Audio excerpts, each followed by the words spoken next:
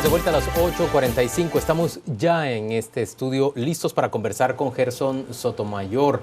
Él nos acompaña para hacer análisis respecto de la integración de la Corte de Constitucionalidad, que hoy ha tenido a 4 personas nuevas que se han integrado. El magistrado titular electo por el Consejo Superior Universitario ha sido el señor de Matavela, y el magistrado titular electo por el Colegio de Abogados ha sido el señor Boanerges Mejía. Como suplente por el Colegio de Abogados ha entrado la magistrada María Cristina Fernández García. La tenemos por la vía telefónica. María Cristina está del otro lado del teléfono. Sí, ¿qué tal? Buenas noches. ¿Y cuál es su primera reacción después de haber resultado electa por el Colegio de Abogados? La pregunta es si no hay sorpresa por el hecho de haber sido en la primera vuelta la aspirante con más votos de todos los que concursaron. Bueno, la verdad que fue una sorpresa muy grata y bueno, hoy contenta y agradecida con todo el gremio que participó. Parece que también tenemos resultados de una participación histórica en los departamentos, así que habrá que esperar a ver los números, pero creo que en esta oportunidad pues el gremio se sintió más comprometido y responsabilizado con los demás ciudadanos a emitir una decisión pues responsable y un voto consciente. Explícanos un poco, María Cristina, ¿cuál es la función que juega un magistrado suplente? Bueno, pues el magistrado suplente no únicamente sustituye al titular cuando éste está ausente, sino que también hay muchos casos que se conocen en la Corte de Constitucionalidad que se integran con 7 miembros, como por ejemplo hay inconstitucionalidad de leyes, también apelaciones de sentencias de amparo emitidas por la Corte Suprema de Justicia y varias otras resoluciones. María Cristina, ¿y cuáles son las expectativas que tiene usted respecto de esa Corte en la que habrá de integrar pleno? Ya se conoce por lo menos a 6 de los integrantes. ¿Qué piensa usted de esa Corte? Yo creo que hay que esperar a ver las demás designaciones, pues invito a la ciudadanía que esté pendiente, que esté vigilante, a ver quiénes son los demás miembros, pero me parece que este periodo va a ser distinto, pues la ciudadanía está pendiente de lo que ocurre en las instituciones públicas y a la Corte le corresponderá pues fortalecerse y también trabajar con mayor transparencia. ¿Distinto en qué sentido? Digamos, en tener más presión pública, más vigilancia de la ciudadanía. Yo creo que en todos los ámbitos del Estado tiene que ocurrir lo mismo y la razón de transparentar es la necesidad de que se fortalezcan las instituciones y la Corte de Constitucionalidad no es la excepción. Ya convertida en magistrada suplente, María Cristina, ¿es razonable o no es razonable que incluso un magistrado suplente pueda mantener abierta su oficina profesional? Es algo que ha sido habitual en la Corte de Constitucionalidad y se ha temido por mucho tiempo que haya tráfico de influencias desde la práctica particular hacia la Corte más alta en nuestro país. Y hemos tenido casos en los cuales algunos magistrados se han integrado a la Corte de Constitucionalidad precisamente en casos que ellos mismos impulsan. No, precisamente en nuestro plan de trabajo con el licenciado Marco Antonio Villeda estaba la necesidad de reformar el artículo 169 de la Ley de Amparo, que establece que no es incompatible el ejercicio de la profesión con la magistratura suplente. Claro, la Corte de Constitucionalidad no tiene iniciativa de ley, pero creemos que es algo pendiente que hay que abordar de primero. Y bueno, sí, de tomar todas las medidas para evitar el tráfico de influencias, los conflictos de interés. Creo que son muchas medidas que hay que tomar a nivel ético. María Cristina, ¿esto significa que usted se separa de la práctica privada en tanto sea magistrada suplente de la Corte de Constitucionalidad? Pues en el momento creo que no es algo que pueda responder en este momento si ya voy a comenzar. Tendría que ver cómo se va a organizar la Corte, eso lo decide también desde Presidencia. No sé cómo es la remuneración a los magistrados suplentes por dietas. Si económicamente se me permite, pues obviamente así lo haría, pero eso es algo que todavía no lo sé. Definitivamente lo que sí, pues obviamente no estaría a cargo de ninguno de los casos que he conocido, ni tampoco de que mira mi departamento. María Cristina Fernández, magistrada suplente electa el día de hoy para la Corte de Constitucionalidad por el Foro de Abogados. Gracias por acompañarnos por la vía telefónica. Nos quedamos ahora conversando con Gerson Sotomayor. Gerson, esta es una corte anti-CICIG. Sí, en determinada medida. ¿Eso no se estoy está seguro. integrando una corte anti-CICIG? No creo que se pueda intentar en este momento una corte anti-CICIG en algún momento. Lo que sí creo prudente resaltar es que independientemente de los poderes o grupos que hayan llevado a los magistrados a estar donde están, los electos como todavía los no electos, creo que precisamente ese cambio que se va marcando en las instituciones y en el actuar, en la vida pública y cotidiana del país, ellos tienen que desligarse de estos poderes para poder ejercer realmente la función que les corresponde con objetividad. Bueno, pero eso es un deber ser, pues, y ahorita es lo que... Es un deber ser, pero que no ha pasado, digamos. Sí, sí, y además lo que vemos ahorita es, de nuevo, el mismo tráfico de influencias, las mismas estrategias que se jugaron con las comisiones de postulación para integrar la Corte Suprema de Justicia, los mismos grupos casi en disputa.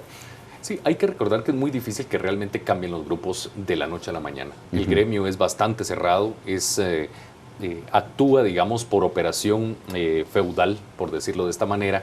Se tienen pequeños grupos en distintos departamentos y obviamente cada uno de los grupos, especialmente en el Colegio de Abogados, va detrás de estos grupos organizándolos, y esto es lo que se tiene un reflejo. Creo que la elección de la magistrada Fernández como magistrada suplente es realmente algo que cambia la perspectiva de las votaciones del Colegio de Abogados.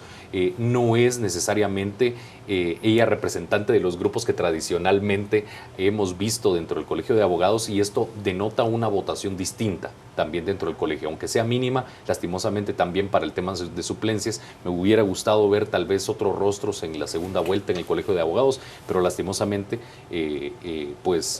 también son profesionales capaces los dos licenciados que pasaron para la segunda vuelta, y que obviamente esperamos que se desligue, digamos, de estos intereses que pudieron haberlos llevado. Gerson, ¿suena o no razonable lo que nos dice María Cristina Fernández respecto de que debe existir, estoy refraseando lo que ella dijo en términos generales, que debe existir una remuneración apropiada para el magistrado suplente de manera que pueda desprenderse por completo de su práctica particular? Totalmente. Y por lo tanto poder asistir a la Corte de Constitucionalidad permanentemente?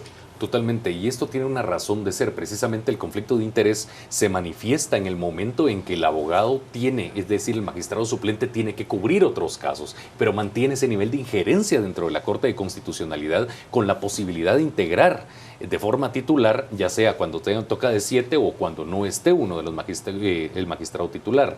Esto obviamente genera el conflicto de interés latente, y es absolutamente necesario, que es preferible que el Estado pague un salario más de un magistrado a que realmente un magistrado venga y pueda interpretarse siquiera, que pueda vender algunas resoluciones dentro de la propia CC o su voto dentro de la misma.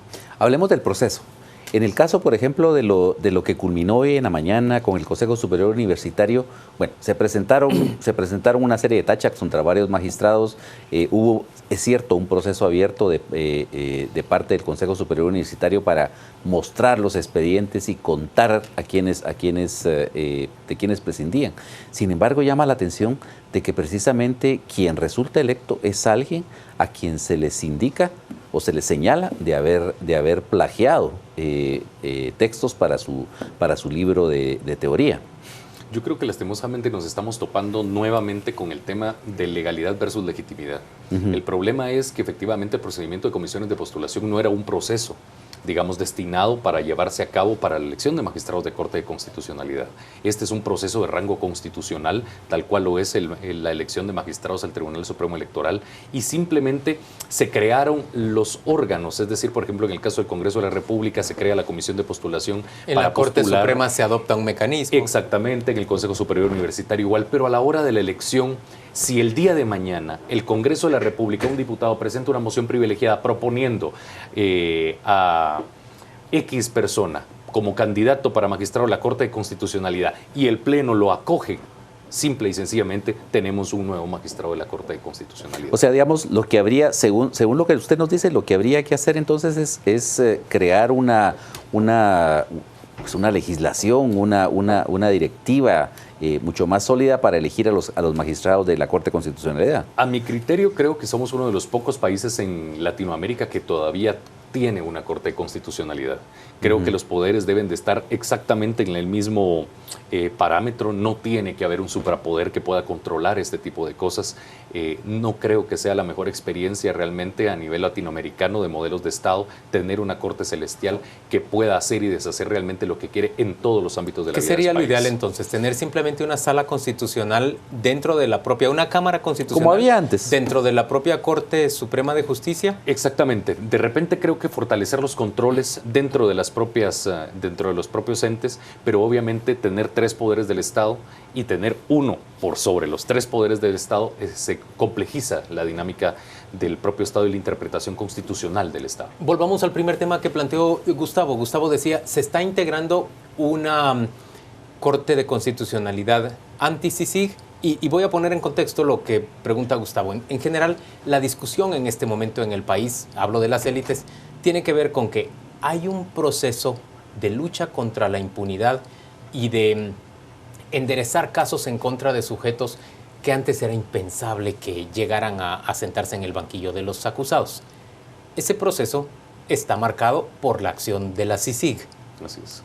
De alguna manera se percibe que el viejo sistema se está procurando defender integrando una Corte de Constitucionalidad que sea anti-CICIG y que logre servir como contenedor de ese impulso. Como última barricada contra el cambio. Yo creo que efectivamente la gran lucha, tengo que plantearlo de esta manera, la gran lucha de la Corte de Constitucionalidad es precisamente el ser el factor de impunidad o no serlo.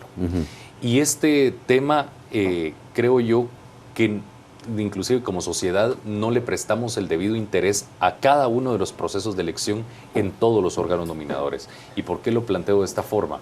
Porque efectivamente lo único que divide la impunidad de que realmente puedan aplicarse los casos es a esta Corte la que todas las apelaciones, amparos e inconstitucionalidades que se puedan plantear contra lo que ya ha planteado CICIG, es esta nueva Corte quien lo va a conocer.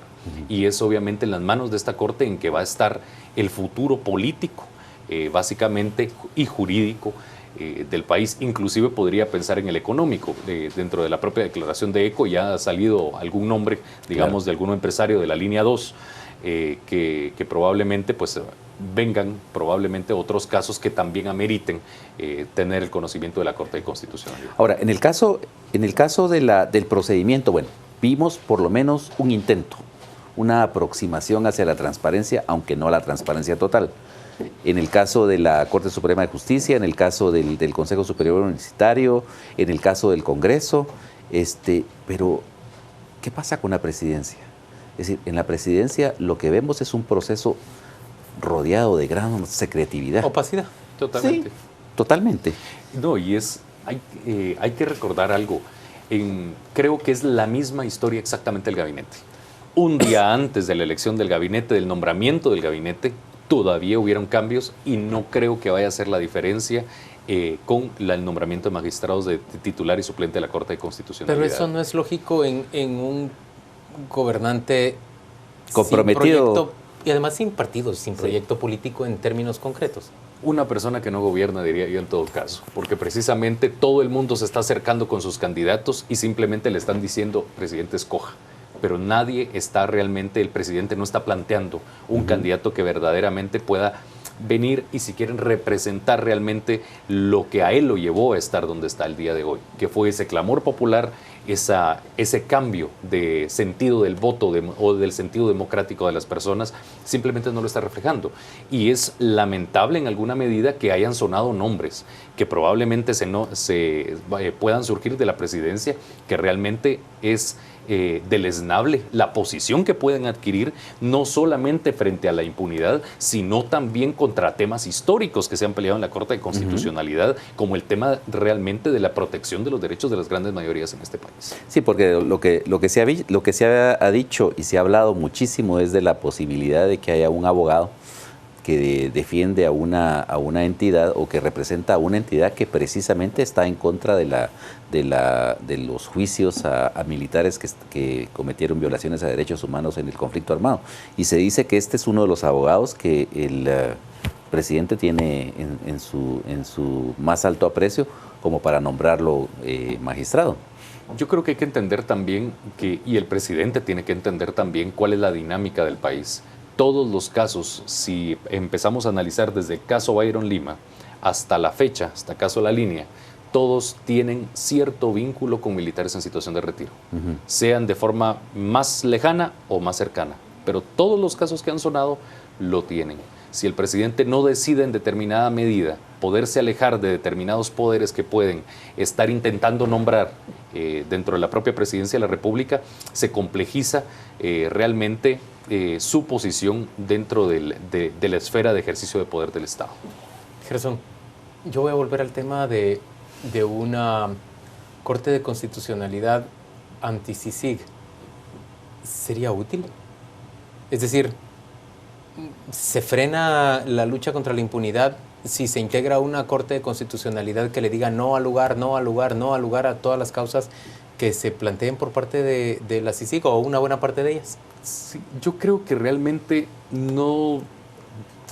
Sé que políticamente es necesario plantearlo de esta forma, pero realmente no deberíamos de pensar en una corte en pro de CICIG. Deberíamos de pensar en una corte objetiva.